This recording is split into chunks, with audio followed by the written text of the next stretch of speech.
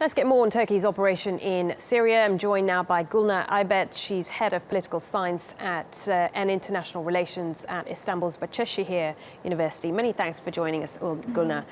So now that Turkey has achieved this objective of securing this border area, what is the priority? Is it maintaining this area, that it stays clear from Daesh, or will they continue to expand their position further into Syria?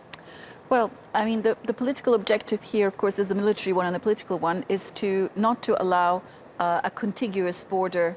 It's a very long border, over 900 kilometers, to be controlled by the YPG. And as you know, the YPG now control 2 areas, and the Turkish priority is to make sure that the bit in the middle is not controlled by the YPG. So the 2 YPG-controlled areas shouldn't meet. And that has actually been achieved with the Euphrates Shield operation, where the Turkish armed forces, together with the Free Syrian Army components, have now actually secured that area. But when we look at the map of the area that's been secured, we particularly see halfway across to Jarablus from Çobanbey, which is the new area that's now been liberated from Daesh, is actually a very thin strip of land.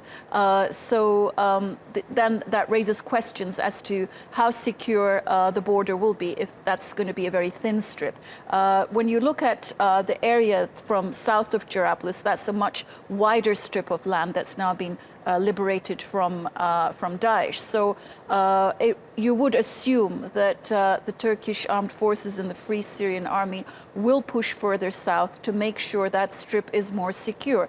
Also, I think critically, El Bab, which is to the south of Çobanbey, is a very critical stronghold for Daesh. It's probably the second most critical stronghold after Raqqa, and it would make sense for the Turkish armed forces with the Free Syrian Army to take control of Al Bab.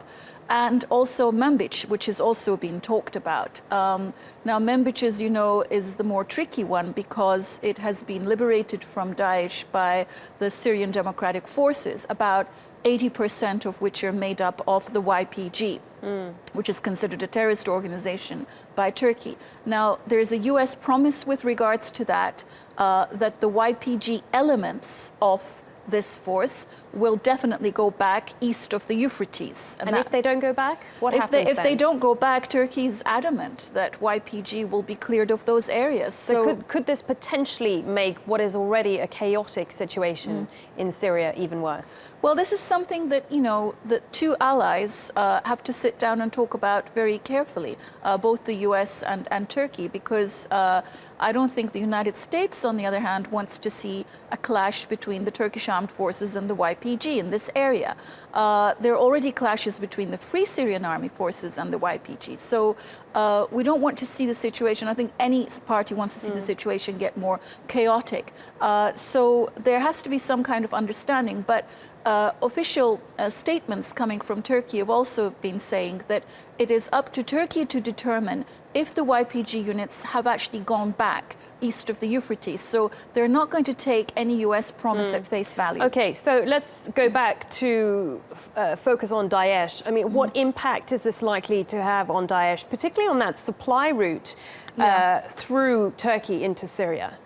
Well, I mean, the supply route, it's not just, you know, the Turkish border, but also the critical areas that are linking to Raqqa, such as Manbij and Al Bab. As you know, Manbij has already been liberated from Daesh. So Daesh is now really hurting in that sense, and they've been, you know, cornered, if you like. But it's a very fluid organization, as these very, how would you put it, virtual organizations are, because as we know, you know, they can launch terror attacks any part of the world through virtual cells. Similarly, on the ground in Syria, they can regroup and you know, emerge as different smaller units, which might be equally effective in different parts.